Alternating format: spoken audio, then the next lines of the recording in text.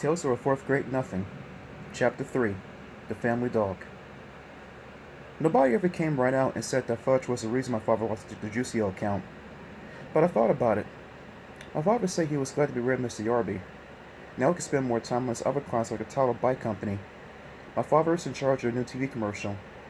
I thought maybe he could use me in it since I know how to stand on my head, but he said he wasn't planning on having any headstanders in the commercial. I learned to stand on my head in gym class. I'm pretty good at it too. I could stay up for as long as 3 minutes. I showed my mother, my father, and Fudge how I can do it right in the living room. They were all impressed, especially Fudge. He wanted to do it too, so I turned him upside down and tried to teach him, but he always tumbled over backwards. Right after I learned to stand on my head, Fudge stopped eating. He did it suddenly. One day he ate fine, and the next day, nothing. "No, eat," he told my mother. She didn't pay too much attention to him until the third day. When he still refused to eat, she got upset.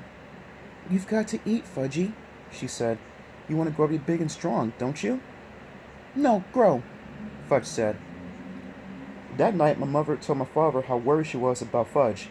So my father did tricks for him while my mother stood over his chair trying to get food to his mouth. But nothing worked. Not even jugging oranges. Finally, my mother got the brilliant idea of me standing on my head while she fed Fudge. I wasn't very excited about standing on my head in the kitchen. The floor is awfully hard in there, but my mother begged me. She said, "It's very important for Fudge to eat. Please help us, Peter." So I stood on my head. When Fudge saw me upside down, he clapped his hands and laughed. When he laughs, he opens his mouth. That's when my mother stuffed some baked potato into it. But the next morning, I put my foot down. "No, I don't want to stand on my head in the kitchen, or anywhere else," I added, "and if I don't hurry, I'll be late for school."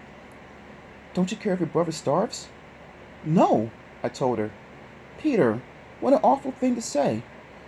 "Oh, he'll get hungry when he gets hungry. Why don't you just leave him alone?" That afternoon, when I came home from school, I found my brother on the kitchen floor playing with boxes of cereal and raisins and dried apricots. My mother was begging him to eat.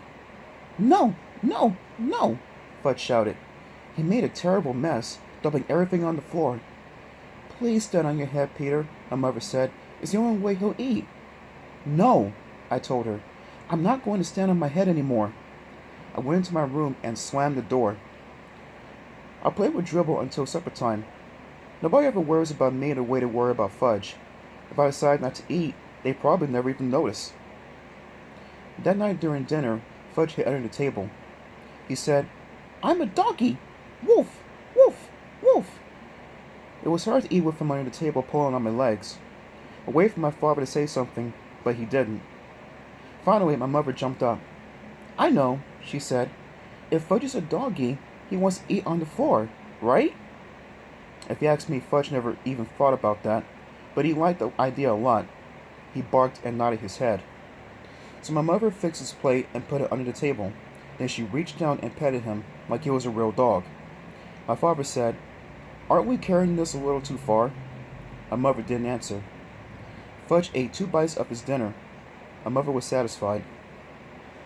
After a week of having him eat under the table, I felt like we really did have a family dog. I thought how great it would be if we could trade in Fudge for a nice Cocker Spaniel. That would solve all my problems.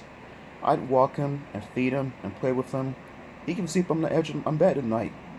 But of course, that was wishful thinking. My brother is here to stay, and there's nothing much I can do about it. Grandma came over with a million ideas about getting Fudge to eat. She tricked him by making milkshakes in the blender. When Fudge wasn't looking, she threw in an egg. Then she told him if he drank it all up, there would be a surprise in the bottom of the glass. The first time he believed her, he finished his milkshake, but all he saw was an empty glass. There wasn't any surprise. Fudge got so mad he threw the glass down. It smashed into little pieces. After that, Grandma left. The next day, a mother dragged Fudge to Dr. Cohn's office. He told her to leave him alone, that Fudge would eat when he got hungry. I reminded my mother that I told her the same thing, and for free. But I guess my mother didn't believe either of one of us because she took Fudge to see 3 more doctors. None of them could find a thing wrong with my brother. One doctor even suggested that my mother cook Fudge his favorite foods. So that night, my mother broiled lamb chops just for Fudge. The rest of us ate stew. She served him the little two lamb chops on his plate on the table. Just the smell of them was enough to make my stomach growl. I thought it was mean of my mother to make them for Fudge and not for me. Fudge looked at his lamb chops for a few minutes. Then he pushed his plate away. "No," he said. "No chops." "Fudgy, you'll starve," my mother cried. "You must eat." "No chops." "Cornflakes," Fudge said. "Want cornflakes." My mother ran to get the cereal for Fudge. "You can eat the chops if you want them, Peter," she told me. I reached down and helped myself to the lamb chops. My mother handed Fudge his bowl of cereal, but he didn't eat it. He sat at my feet and looked up at me. He watched me eat his chops. "Eat your cereal," my father said. "No! No eat cereal!" Fudge yelled. My father was really mad. His face turned bright red. He said, "Fudge, you will eat that cereal or you will wear it." This was turning out to be fun after all, I thought, and the lamb chops were really tasty. I dipped the bone in some ketchup and chewed away.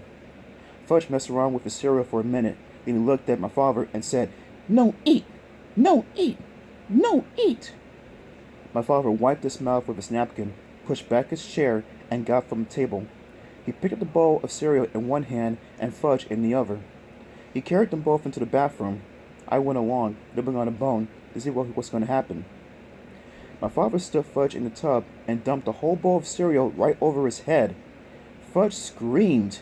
He sure could scream loud. My father motioned for me to go back into the kitchen. He joined us in a minute. We sat down and finished our dinner. Fudge kept on screaming. My mother wanted to go to him, but my father told her to stay where she was. He had enough of Fudge's monkey business at mealtimes. I think my mother really was relieved that my father had taken over. For once, my brother got what he deserved, and I was glad. The next day, Fudge sat at the table again, in his little red booster chair where he belongs. He ate everything my mother put in front of him. "No more doggy," he told us. And for a long time after that, his favorite expression was, "Eat it or wear it."